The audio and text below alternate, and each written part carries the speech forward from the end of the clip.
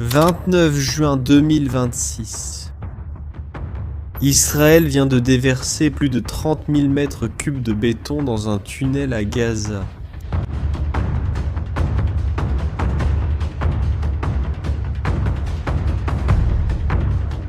Il a fallu près de 1000 camions et 3 mois de travail. Tout cela pour sceller 16 km de passages souterrains, en remplissant chaque espace jusqu'à ce qu'il devienne une masse de pierre. Et le plus curieux, c'est que ce n'était pas le plus grand tunnel de Gaza. Et ce n'était pas non plus le plus dangereux. Mais c'est celui qui a reçu le plus grand déversement de béton que l'armée israélienne ait jamais fait en un seul endroit. La question n'est donc plus comment Israël a fait cela. Qu'est-ce qui était enterré là-dedans? Et pourquoi cela valait-il autant? Je vais te répondre maintenant. Pour que tu comprennes l'ampleur de cette réponse, d'abord je dois te montrer quelque chose que presque personne ne voit quand on regarde cette guerre. Parce que ce qui décide de tout dans cette guerre, en réalité ne se passe pas à la surface.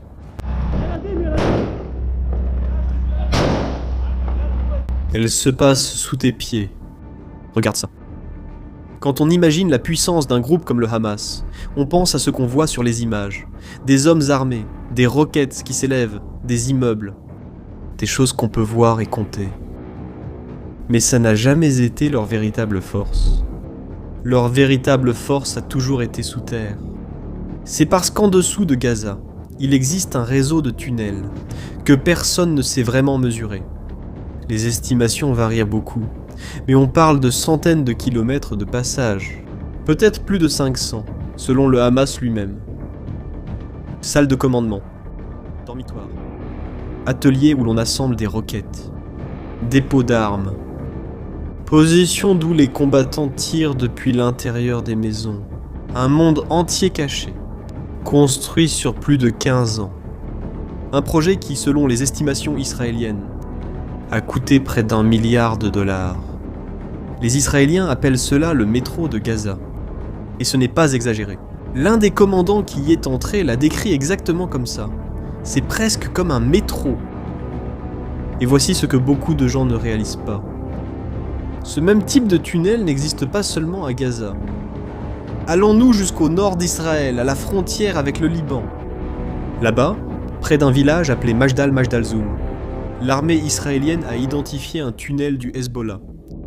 Le groupe armé libanais, allié du même axe que l'Iran, se trouvait à seulement 8 km de communauté où dorment des familles israéliennes. À l'intérieur, des rangées de roquettes, des lance-roquettes, des munitions empilées au sol. Une base d'attaque prête, cachée sous un village ordinaire. Et regardez ce qui est arrivé à ce tunnel. Le sol de tout le village s'est soulevé dans un nuage de feu et de poussière. Israël a détruit le tunnel, même s'il existait un cessez-le-feu négocié par les États-Unis. 2 caméras ont capté la même explosion, l'une d'en haut, montrant la terre qui s'élève, l'autre de loin, montrant la boule de feu sur fond de ciel. Tout cela était sous terre, et presque personne ne le savait. Si ce n'était que Gaza et le Liban, tu pourrais croire que c'est juste une zone de guerre, que c'est quelque chose qui arrive loin. Mais il y a un détail effrayant ici. Ce que vous avez vu, ce n'est pas Gaza, et encore moins le Liban. C'est Jérusalem, bien à l'intérieur d'Israël. Des soldats israéliens ont découvert un puits creusé à la main de 25 mètres de profondeur, rempli d'explosifs et d'armes, préparés pour un attentat. Ils en ont sorti des pistolets, un fusil, des grenades et des seaux remplis d'explosifs artisanaux. Et ensuite, ils ont tout fait exploser à distance, dans un éclair, au milieu de la nuit. Regarde ce qui se passe ici. Le siège souterrain ne se limite pas à la frontière. Il est arrivé jusqu'au cœur de la capitale.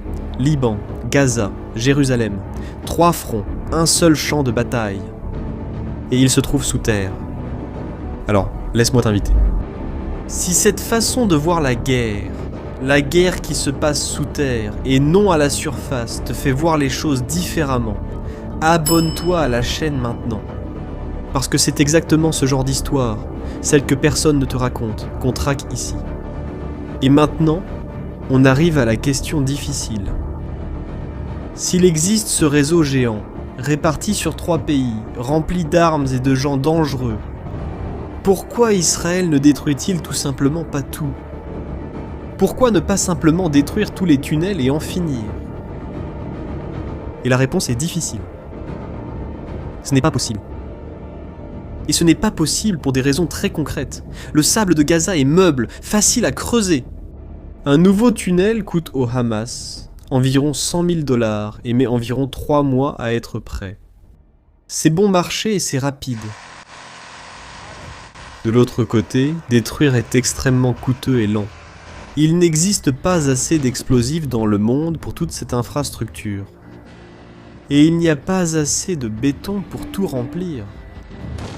Ça n'existe tout simplement pas. Tu veux voir l'ampleur du problème ? En 2021, après une opération, Israël a annoncé avoir détruit 100 km de tunnels. Ça semblait être une énorme victoire. Mais le chef du Hamas à Gaza à l'époque a répondu que ce n'était qu'une fraction, que le réseau dépassait 500 km et qu'il n'avait presque rien perdu. Et quand la guerre à grande échelle a commencé, en 2023, et que les soldats israéliens sont finalement vraiment entrés dans le réseau, ils ont eu un choc. Ils ont trouvé des milliers de puits d'accès, bien plus que toutes les estimations précédentes. Le réseau était bien plus vaste qu'on ne l'imaginait. Et il continuait, en grande partie, juste sous leurs pieds. Alors, c'est tout. La guerre souterraine est-elle perdue ? Parce que, si tu n'arrives pas à tout détruire, ça veut dire que l'ennemi a gagné ? Et voici le rebondissement. Parce que le problème n'a jamais été la réponse. Le problème, c'était la question. La question que tout le monde pose est « Comment détruire tous les tunnels ?» Ou peut-être « Comment en finir une bonne fois pour toutes avec le Hamas ?» Et ces questions n'ont pas de réponse. Parce que le Hamas, avant d'être une armée, c'est une idée. Et on n'explose pas une idée. Peu importe combien de béton tu as. On n'enterre pas une idée. Mais il y a une autre question. Et celle-ci a une réponse. La vraie question est, comment retire-t-on à une idée la capacité de te tuer ? Comment désarmer physiquement un ennemi que tu ne peux pas éliminer ? Et la réponse à cette question, c'est toute la stratégie d'Israël aujourd'hui. Au lieu d'essayer de tout détruire, ce qui s'est déjà révélé être une mission impossible, Israël a commencé à choisir. Désormais, les militaires israéliens classent les tunnels en fonction du pouvoir qu'ils donnent à l'ennemi. Les tunnels qui traversent les frontières et apportent des armes de l'extérieur, ceux-là sont prioritaires. Ceux qui relient une zone à une autre et permettent à l'ennemi de se déplacer en cachette. Priorité. Les salles de commandement, le cœur du système. Priorité maximale. Et que dire des petits tunnels locaux sans grande valeur ? Cela pourrait ne jamais être détruit. Et ce n'est pas grave, parce que l'objectif n'est plus de faire disparaître tout le réseau. L'objectif est devenu de retirer à l'ennemi ce qui lui donne réellement du pouvoir. Les Israéliens ont même cessé de parler de détruire les tunnels. Aujourd'hui, ils parlent d'empêcher leur utilisation. En d'autres termes, cela signifie rendre le tunnel inutile. Peu importe si sa coquille elle est toujours là-dessous, tant que plus personne ne peut l'utiliser pour attaquer. Et c'est pour ça que le béton est si important et si rare. Remplir le tunnel avec du béton, c'est les 16 km jusqu'à ce que ce soit de la pierre. C'est trop cher pour le faire partout. Le béton n'est pas la règle, c'est le traitement d'exception. C'est ce qu'Israël réserve pour les cibles les plus précieuses de toutes, celles qui valent chaque camion. Ce qui nous ramène au début, au tunnel des 1000 camions de béton. Parce que maintenant, vous savez déjà que ce déversement géant n'était pas aléatoire. Israël ne dépense pas tout cela pour rien. Si ce tunnel a mérité le traitement maximal, c'est parce que ce tunnel valait le traitement maximal. Voici la question restée en suspens au début. Qu'est-ce qu'il y avait là-dedans ? Ce tunnel était un centre de commandement de la brigade de Rafah, l'une des principales forces du Hamas dans le sud de Gaza. Il y avait environ 80 pièces là-dessous. Il passait sous tout un quartier résidentiel. Sous des mosquées, une école, des crèches, une clinique. Un quartier général caché sous la vie ordinaire des gens. Mais ce tunnel n'est pas entré dans l'histoire pour cette raison. C'était à cause d'un homme. Il s'appelait Hadar Goldin, lieutenant de l'armée israélienne. Il avait 23 ans. Il était artiste. Il aimait peindre. Il était fiancé et allait se marier quelques mois plus tard. Et le 1er août 2014, il était au combat à Rafah, à Gaza.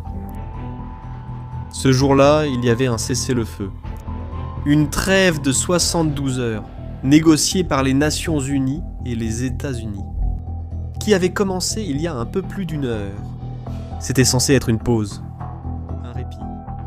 Et c'est précisément pendant ce répit que des hommes du Hamas sont sortis d'un tunnel. Ils ont attaqué l'unité de Hadar, tué 3 soldats et traîné son corps sous terre. Et là, le corps de Hadar Goldin est resté. Pas pendant des jours, pas pendant des mois, pendant 11 ans. 4120 jours. Pendant tout ce temps, sa famille n'a pas abandonné un seul jour. Sa mère Lia et son père Simcha ont fait connaître le nom de leur fils dans le monde entier.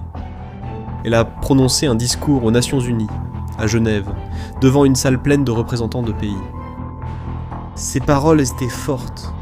Elle disait « Imaginez que ce soit votre fils. » Pendant des années, ils se sont sentis seuls dans ce combat. Ils ont même dû se battre pour faire inscrire le nom de leur propre fils sur la liste officielle. Mais ils ne se sont pas arrêtés.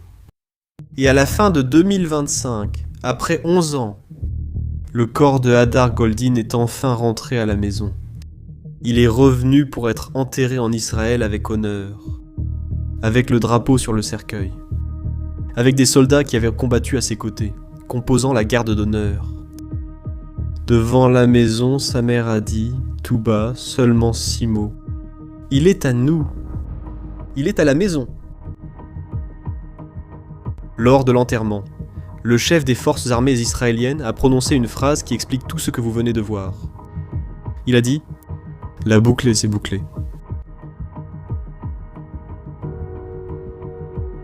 Maintenant, tu comprends le béton. Ce tunnel qui a reçu 1000 camions, c'était celui-là. C'était le tunnel où le corps de Hadar Goldin est resté caché pendant 11 ans. Et quand Israël a rempli ce passage de béton, le scellant à jamais, il ne bouchait pas seulement un trou dans le sol, il fermait un chapitre. Il tenait une promesse que ce pays fait à chaque soldat qu'il envoie au combat. La promesse que personne ne soit laissé derrière. Ni vivant, ni mort. Personne. Et c'est ici que l'histoire révèle sa véritable nature, sous toutes ses couches. Parce que la victoire d'Israël n'a jamais été de tuer une idée. Ça ne marche pas. La victoire a été d'arracher à cette idée l'obscurité où elle se cachait, et de ramener à la lumière ce qu'elle avait enfoui là-dessous. Mais ça ne s'arrête pas là. Et tu dois le savoir. En ce moment même, il y a de grandes chances que d'autres tunnels soient en train d'être construits. Tout récemment, dans le centre de Gaza, dans une zone appelée Deir al-Baala, le Hamas a été surpris en train d'essayer de reconstruire l'infrastructure souterraine. Et le pire dans tout ça, c'est qu'il violait le cessez-le-feu en vigueur. Et comme tu peux déjà l'imaginer, Israël a immédiatement répliqué en attaquant l'endroit depuis les airs et en provoquant des explosions secondaires, montrant qu'il y avait bien un tunnel et un dépôt en dessous.